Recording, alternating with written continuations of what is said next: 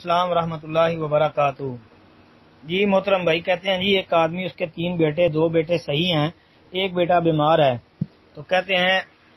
کہ جو بیمار ہے کیا باپ اس کو گاڑی اور کوئی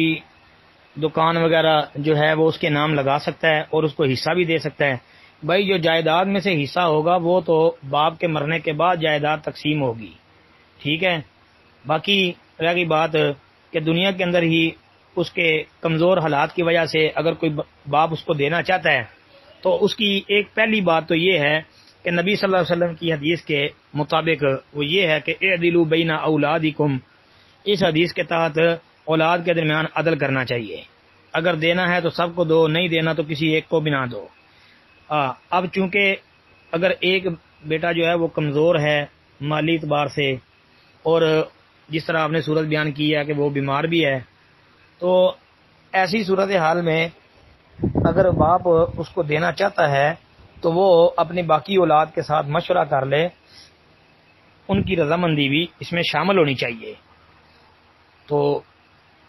اگر باقی اولاد رضامندی ہو، باپ دینا چاہتا ہو اور باقی اولاد راضی ہو کہ چلو کوئی بات نہیں، یہ بھائی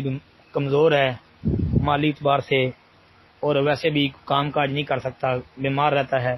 تو چلو ہم اس کو جو ہے یہ چیزیں اس کو دے دو، اس میں ہم ناراض نہیں ہیں، ہم جو ہے آپ کو کچھ نہیں کہیں گے، تو پھر باپ جو ہے باقیوں کو اعتماد میں لے،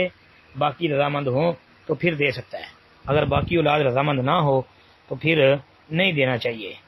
پھر وہی اصول ہے اعدلوا بین اولادکم، یہ صحیح بخاری کی حدیث کے الفاظ ہیں،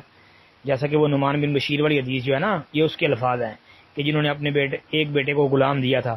اور نبی علیہ الصلوۃ والسلام کو گواہ بنانے کے لیے کہا، تو اللہ کے نبی نے کہا تھا کہ میں ظلم پر گواہ نہیں بنتا،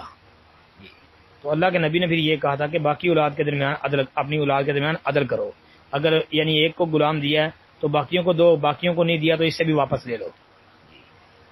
امید ہے کہ آپ کو بات سمجھ آ گئی ہوگی۔ السلام علیکم ورحمۃ اللہ۔